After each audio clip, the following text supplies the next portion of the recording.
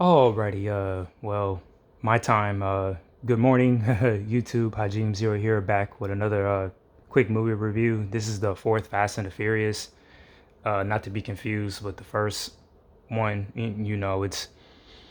It's very funny because I had a slight asshole family member that was trying to troll me saying that, because I had, like, the whole collection when this had came out, when it just had four movies, and he thought this one was the first one, and I'm like, it's not, bro. Trust me. Yeah. I mean, they could have titled it a little bit better, but I guess they didn't want to go to heavy cheesy territory and calling it Fast and Furious 4. But even the actress was saying not to confuse it with the Fast and the Furious and Fast and the Furious. So, but anyway, this one has the four core veterans return: Paul Walker, Jordana Brewster, Michelle Rodriguez, Vin Diesel, Paul Walker. I think I said his name twice. And this one also has returning director Justin Lin and newcomers Gal Gadot, John Ortiz, and Los Alonso. Um, there's some other, like, small side, actors in this one. I think Brandon T. Paul. I think that's his name. The one that did the movie with Bow Wow, Lottery Ticket. And I got a feeling somebody else is in this too that I didn't mention. But in this one, pretty much out of all the movies, this is, well, until, like, I say the seventh, possibly, yeah, the seventh one or eighth one, much more the later films before they got really crazy. Because, by the way, I saw Fast X, so that one's gonna come back into context a little bit. But this one at the time was like one of the most darkest ones because it was a revenge story, and they allegedly had killed a top tier character that didn't have that many scenes in there, which I was very shocked with what they did, because I was like, oh wow, when this movie first came out, they had all four of the original cast members back, the main core. I was like, okay, this is going to be good. And on the top of that, this was actually the first Fast and Furious movie back in 2009. I saw it in theaters. I had my girlfriend at the time, and we went to go and see it, and it was pretty dope. It was good, but it wasn't like, you know you were watching with anticipation. It wasn't like the second film where the music and the whole vibe, got you really moving, in the seats. At least with my experience, it wasn't like, Avengers Endgame, where they had massive cheering, and of course Infinity War with the whole, people disappearing and shit. But uh this one with the story, Dominic is trying to find out who had killed Letty, and at the same time, Paul Walker's character, who's now a federal agent, Brian O'Connor, is trying to infiltrate the whole, drug cartel organization, and both of those stories interconnect. Especially Letty was the main key. I give him credit with that kind of writing and all that. This was like one of the more grounded Fast and the Furious movies, and this also started the whole formula where with Justin Lin, and I think for the rest of the series, they only did like one race, per film.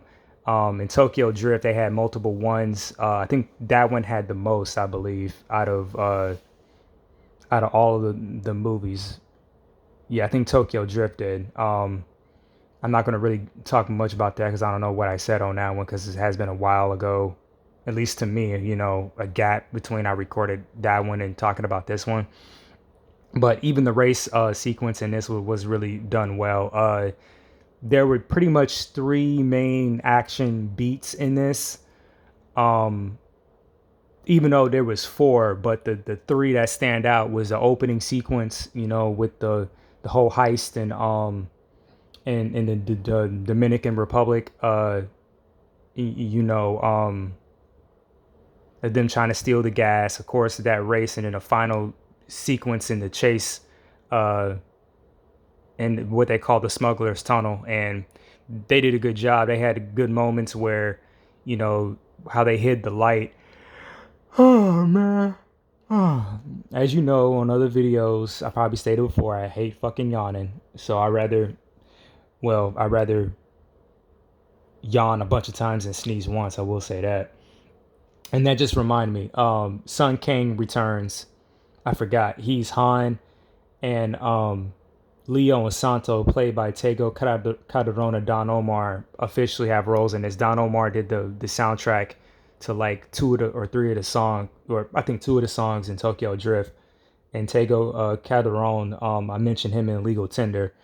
But they dropped in and doing Fast and the Furious movies every now and then. I know they come back for the fifth one and they have a brief appearance in, I think, not six, uh, the eighth one. But also to talk about more of the actors, John Ortiz, he has a good background in doing crime films. American Gangster and Carlito's Way come to mind. Los Alonso, I didn't even know who he was with this, and now he's on The Boys and he's done other films. I know he did one with Spike Lee, but The Boys is the one that stands out now, and he's a very good actor. Like when I seen him on The Boys, I was so happy because he plays two completely different characters, and in this one, I think on the audio commentary they said that he's pretty much like Bizarro Dom because they both drive American muscle cars, but both of the cars they drive are from different brands. It's like that Chevy and Ford, clash, and it goes well with their characters. Dominic has that Charger, and his character, Los Alonso, Phoenix Rise, has the 72 Gran Torino, which is one of my favorite cars, mainly because I saw the movie with Clint Eastwood, Gran Torino, and then it was dope that they put it in this film. And it's actually one of my favorite cars. Of course, Dominic's Charger is another one of my favorite cars, and the Skyline GTR, the blue one that Paul had, is also one of my favorites. And they were saying behind the scenes is actually not the car they said it was in the film. They actually had to suit it up to make it look like one. It's still a Skyline, but I don't think it was a GTR. And most car enthusiasts that watch, the movies, they can really tell. Even with the Mazda RX-7, like the body kits usually give a car a different appearance than what the original manufacturer had built it to be. So, the dope thing they were saying, like in this one, they didn't, with that car in particular, they didn't put any like decals or anything because I really wanted to respect the car. And more stuff behind the scenes. This one has like more the muscle cars than the imports because a lot of it takes place in the LA area and of course around the Mexican border where not that many, exotic European cars are really there. It's really authentic to the time and era. Especially when we get to Rio. And also hopefully eventually when I review the eighth film, I don't own it yet. As of right now, I'm going to stop at seven. Until I get those films and I'll be able to do those reviews and of course more money to buy the Blu-rays and listen to all that stuff. What they say behind the scenes, but yeah, I really liked this film. Pretty much all those scenes, all those car action scenes I just mentioned. Like I said, with Tokyo Drift, yeah, it had crawled. So those three sequences I just mentioned can pretty much walk because with the fifth one, it's running. It's running into like hyper, realistic, moments, and they get a lot of criticism for, not doing some of the stuff. Some of the stuff they had to go to CG land, but a good like 70% in this film, all the driving was done, yeah, for real. If they had to digitally alter anything, it was environments or to hide something. Just like what I said in Tokyo Drift, that big drift and wide shot in Shibuya Square, that was done, for real. The only thing they digitally altered was the background and the people who were standing there. Yeah, to give it that illusion, like, oh, any of them people can get hit. But yeah, I really liked this film. This, the writing to me on this one was decent, and then it just completely right around like six. That's when I like to say it had the Dragon Ball Z, people dying effect. And when we get to that, I'm definitely going to tell you because the tenth movie did it as well. And when I eventually review that one, I'm going to get and talk about that one as well, because at this point I'm like it's weird. It's kind of like what I heard today with another review. It's kind of like when you keep taking back your ex girlfriend, because the 10th movie, there was some pieces of it that were really decent and good. Like they did a good job at hiding certain things that you didn't think, oh, okay, they can get away with interconnecting this. But at the same time, like that very last scene and then the scene before that, with the escape from the Antarctic, I was like, okay, now I'm a little bit done. And I think I heard some other reviewers state that at a certain point when they saw that shit, I'm not gonna really, spoil it. They had got up and left, and let's just say it has something to do with Giselle's character, and I'm leaving that ambiguous if you're thinking I'm talking about this movie or if I'm talking about 10. But regardless, like I said, not that many imports were in this film. I think only like four of them stood out, and three.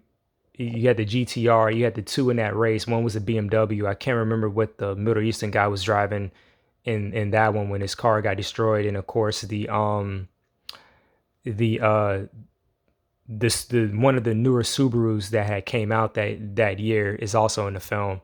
Apparently, out of all the imports they had, that one was the one. Apparently, that was the fastest, and that can beat any muscle car. I think it was a 2010 or nine Subaru. But I think right on this movie, or no, it was Too Fast Too Furious. Yeah, they always managed to put at least one brand new car that just came out. So like in the second one, that newer Evo came out.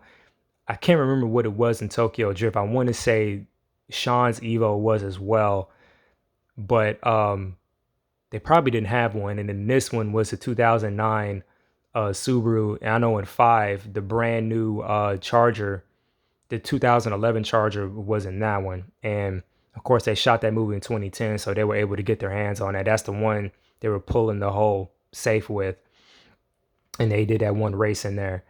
But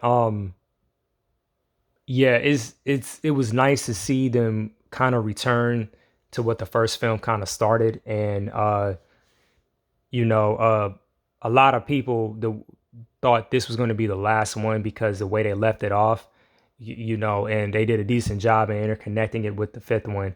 So, also to keep in mind, Tokyo Drift at this point is chronologically last. Um, well, I really shouldn't say that because it's really not the third entry chronologically. I think those events take place right around the same time as seven. It's like multiple things going on. So while one story is going on, so is the Tokyo Drift one, and it kind of makes sense when you see seven and those pieces get added. And of course, it fooled me because at the time I thought, this was the third one, but they jammed like three more movies before we got to the point where all of them had interconnected. So yeah, that's pretty much all I have to say. I hope you guys enjoy this review. The next one, of course, is going to be Fast Five, and I can't wait to give you some insight on that because the dope thing, that one was shot in Atlanta, and one of my mutual friends I knew from high school is in one of the shots. So and I even went to the Facebook page to make sure, and she even circled and highlighted herself. So that was pretty dope. So again, I will catch you guys on the next one. Peace.